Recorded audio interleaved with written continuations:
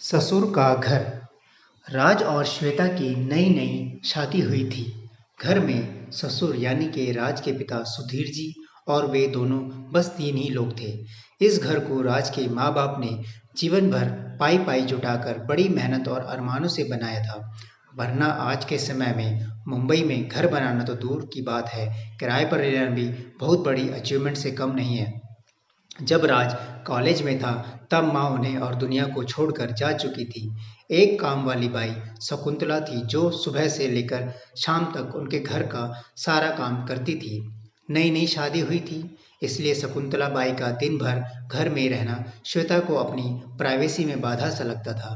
इसलिए अब सक्कू बाई सुबह खाना बनाना, कपड़े धोना और पूजा करने के बाद चली जाती और वापस शाम को आकर खाना बनाती। सक्कूबाई की दोपहर की गैर हाजिरी में से कई छोटे मोटे काम दिखाई देने लगे, जिनमें से ज्यादातर काम बिना कहे सुधीर जी ये सोचकर कर लिया करते कि बहू को मदद हो जाएगी। लेकिन बहू सोचती कि ससुर को औरतों के काम में दखल देने की आदत है। एक दिन मौका देखकर श्वेता ने राज से कहा, क्यों ना हम बाबूजी को वृद्धाश्रम में भेज दें। सिर्फ एक बार पैसा भरना पड़ेगा और उन्हें भी अपने उम्र के लोगों का साथ मिल जाएगा। हमें भी अपनी प्राइवेसी के बारे में ज़्यादा सोचना नहीं पड़ेगा। राज ने श्वेता की बातों पर ज़्यादा ध्यान नहीं दिया। कुछ दिन बीते थे कि बाबूजी अपने दोस्तों के साथ एक हफ्ते के लिए टूर पर गए और इत्तेफाक से इसी दौरान शकुंतला बाई भी छुट्टी पर थी। फिर क्या, श्वेता को जैसा चाहिए था वैसा समय मिलने लगा। अब राज रेस्टोरेंट में खाना खा लेता और श्वेता का काम आमलेट, ब्रेड या मैगी से चल जाता। खाना बनाने की टेंशन नहीं थी, लेकिन घर में निकलने वाले सारे काम तो अभी भी करने ही थे। ससुर जी की गैर हाजिरी में श्वेता को एहसास हुआ कि वह बिना कहे ही जो काम कर लिया करते थे उनसे कितना फर्क पड़ता था।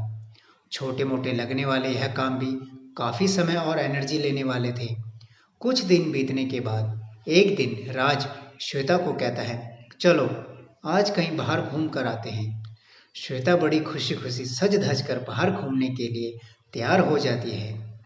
राज श्वेता को अपने घर से 4 किलोमीटर दूर एक चौल में लेकर आता है। एक आदमी राज के हाथों में एक चाबी देता है। राज उस चाबी को लेकर चौल का एक कमरे का दरवाजा खोलता है। कमरा खुलते ही 2 रूम वाले उस छोटे से अंधेरे से भरे घर के अंदर राज श्वेता को लेकर जाता है और कहता है, कैसा लगा तुम्हें हमारा नया घर। राज कहता है, हम अगले महीने से इसी मकान को भाड़े में लेकर रहेंगे, अलग और अपनी प्राइवेसी का मजा लेंगे। अब मेरी आमदनी के हिसाब से हम इसी को अफोर्ड कर सकते हैं। राज का यह व्यवहार श्वेता के समझ में नहीं आया। वह चौंकते हुए कहती है, हमारे पास अपना इतना बड़ा घर तो है, फिर हम क्यों भाड़े के घर में रहेंगे। राज उसे टोकते हुए कहता है, सोच समझ कर बोलो, वह घर हमारा नहीं है, वह घर माँ और बाबूजी का है। तुम्हारे पास 1 महीना है सोचने के लिए कि तुम्हें आगे क्या करना है। दोनों वहाँ से वापस अपने घर लौट आते हैं। पूरे रास्ते श्वेता के दिमाग में तरह तरह के विचार चल रहे थे। घर पहुंचते ही उसने राज से कहा, माना कि यह माँ बाबूजी का घर है, लेकिन क्या हमारा इस पर कोई हक नहीं है। राज ने कहा, बिल्कुल है, लेकिन माँ बाबूजी के बाद। जब तक वह हैं तब तक तो नहीं। अगर तुम्हें हक समझ में आता है तो तुम्हें जिम्मेदारियां भी समझ में आती होंगी। सिर्फ हक के बारे में सोचकर और अपनी जिम्मेदारियां भूलकर स्वार्थी होना क्या भला अच्छा होता है। श्वेता के पास राज के इस सवाल का जवाब नहीं था। वह सोचने लगी कि उसने अपने क्षणिक सुख के स्वार्थ के लिए इतने नीचे गिरकर ऐसी घटिया सोच अपने ही दिमाग में आने दी।